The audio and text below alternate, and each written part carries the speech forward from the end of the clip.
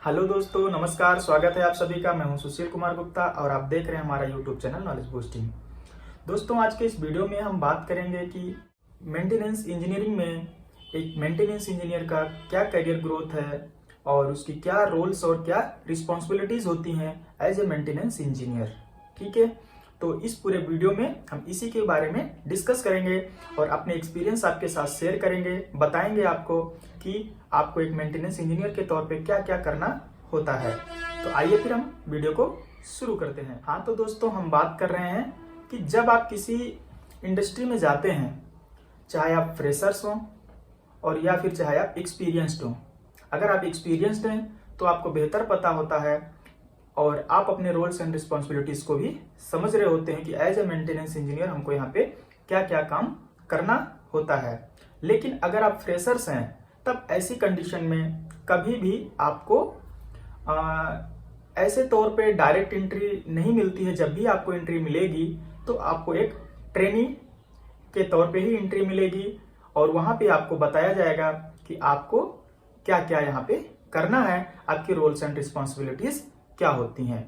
तो दोस्तों, जैसा कि आप सभी लोग जानते हैं कि अगर कोई भी इंडस्ट्री है जहाँ पे प्रोडक्शन हो रहा हो, जहाँ पे मैन्युफैक्चरिंग हो रही हो, चाहे वो फिर ऑटोमोबाइल्स की जो है मैन्युफैक्चरिंग हो रही हो, कंटिन्यूअस प्रोडक्शन लाइन चल रही हो, या फिर इसके अलावा जो है वहाँ पे बहुत सारी जो है तरह तरह की मशीनें हों, लेथ, ड्रिलिंग, मिलिंग, सीएनसी, इस तरह की बहुत सारी मशीनें हो सकती हैं, या फिर रोबोटिक जो है मशीनरीज हो सकती हैं जो कि जनरली ऑटोमोबाइल इंडस्ट्री में होती हैं।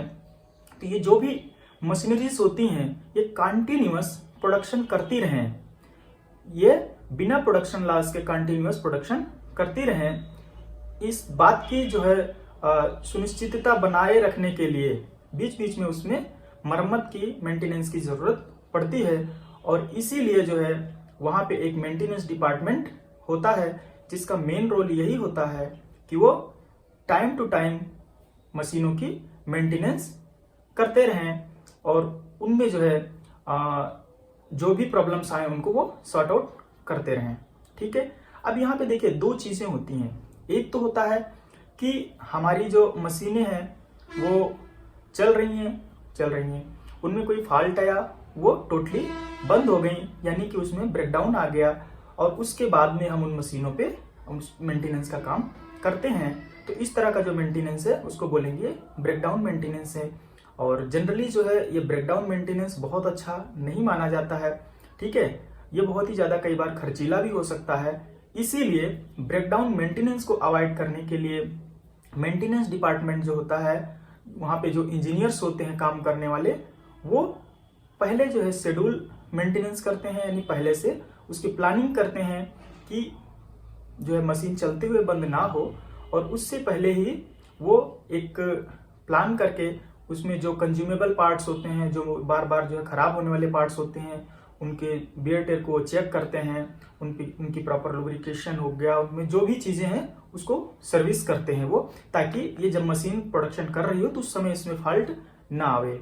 ठीक है, तो एज ए जो मेंटेनेंस इंजीनियर होता है उसका मेन रोल यही होता है कि वो कितनी बेहतर ढंग से उस मशीन की सर्विसिंग कर सकता है, या फिर मशीन के खराब होने से पहले, मशीन खराब होने के बाद उसमें क्या क्या चीजें रिपेयर करने के लिए जो है क्या क्या स्पेयर पार्ट्स की जरूरत पड़ सकती है और उसमें क्या क्या चीजें जो है और भी फिक्स करनी पड़ सकती हैं, उनकी वो पहले से वो प्लानिंग करके रखता है।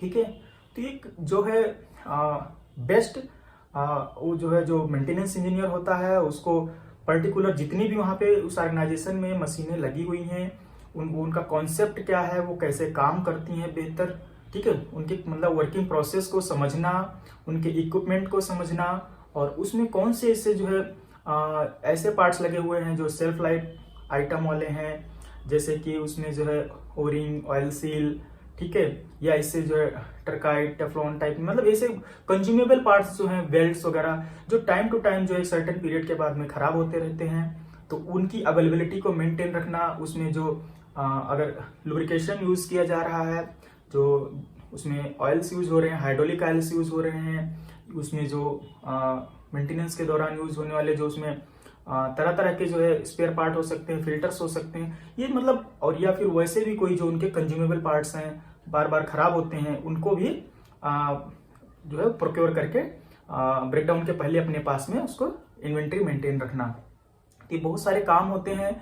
और इसके अलावा जो है बहुत ही सिंपल रोल होता है एक मेंटेनेंस इंजीनियर के तौर पे कि मशीनों की बेहतर ढंग से सर्विसिंग करना और उनकी स्पेयर पार्ट्स की प्लानिंग करना। दो मेन रोल अल्टीमेटली यही होता है। अब इन चीज़ों को करने के लिए बैक ग्राउंड में उसको बहुत सारे काम करने पड़ सकते हैं। उन स्पेयर्स की जो है इन्वेंट्री मेंटेन करने के लिए उस कितने अच्छे ढंग से वो प्लानिंग कर सकता है, उसकी प्रोक्योरमेंट प्रोसेस क्या है, ये सारी चीज़ें थोड़ा सा ऑफिशियल हो सकती हैं, लेकिन ये भी जो है पेपर वर्क भी एक जो है बहुत बेहतर चीज़ है।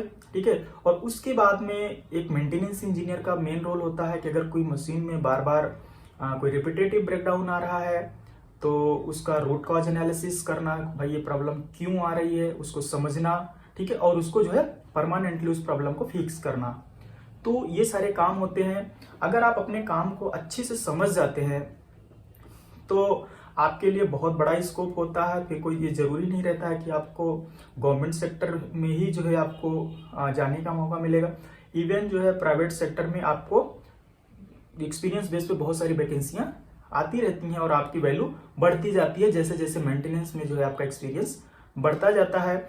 और आपको एक बारी जब ये चीजें कॉन्सेप्ट क्लियर हो जाते हैं तो आप उसमें बहुत सी चीजें जो है अपनी तरफ से उसमें रिसर्च एंड डेवलपमेंट भी कर सकते हैं।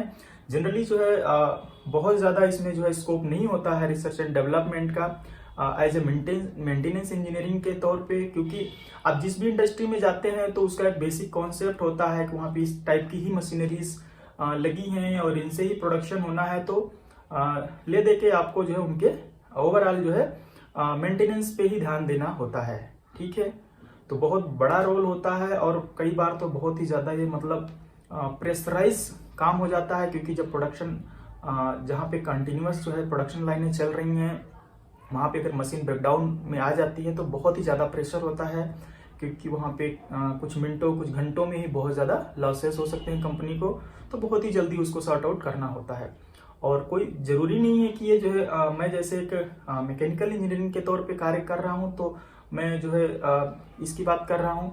ये जो है चाहे वो इलेक्ट्रिकल इंजीनियर हो चाहे वो मैकेनिकल इंजीनियर हो, दोनों के लिए बराबर स्कोप रहता है किसी भी जो है मेंटेनेंस इंजीनियरिंग के फील्ड में। तो बाकी चीज़ें जो है आप जैसे जैसे जो है एक्सपीरियंस बेस्ड होंगी, आपको एक्सपीरियंस होता जाएगा, आपको बेहतर चीज़ें जो है समझ में आती जाएंगी। तो क्या सोचते हैं आप इस वीडियो के बारे में, कमेंट करके हमको जरूर बताइएगा। और अगर आप चैनल पर नए हैं तो प्लीज़ चैनल को सब्सक्राइब कर लीजिएगा, क्योंकि हम इस तरह के टेक्निकल और इंडस्ट्रियल वीडियोज अपने चैनल पर लाते रहते हैं। तो बहुत बहुत धन्यवाद ये वीडियो देखने के लिए। आप सभी का दिन शुभ हो।